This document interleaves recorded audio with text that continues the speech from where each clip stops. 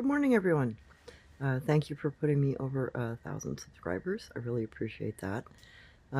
But there is a good likelihood that my channel will never be able to be monetized because I am unwilling to take down my first-hand research.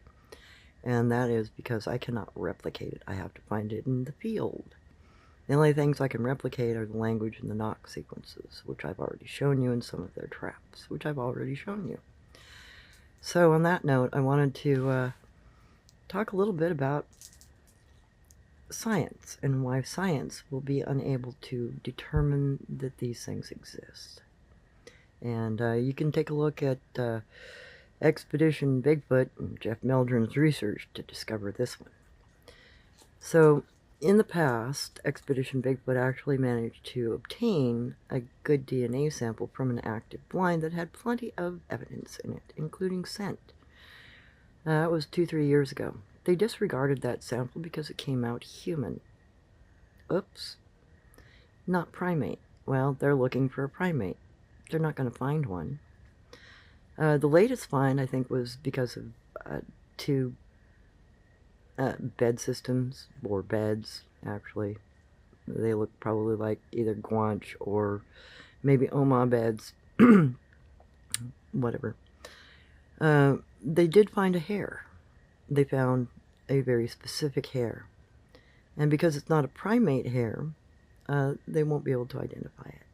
I mean, they'll identify it, but they won't realize it's part of the Bigfoot species hairs. And this is why. Because the hair that they found is an undercoat hair. Undercoat hairs have no mandula, meaning they have no sheath. The scaling that you see in a normal hair, well, is lacking on an undercoat hair because it is an insulator hair. It also will not have a root.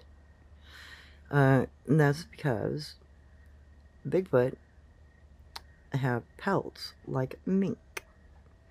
So science is not going to be able to get over that hurdle until they figure out they're not looking for a primate. They're looking for a human that has a mink pelt.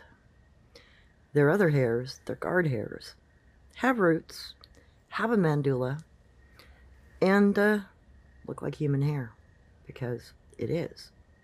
And my father already researched this.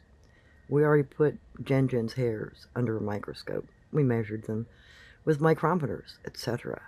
Some of her hair was down to less than 2/1000ths of an inch, which is the undercoat hairs. That's not uncommon in mink, too.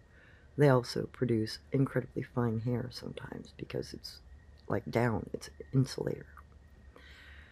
So, have fun, guys, and you now have more information than science has.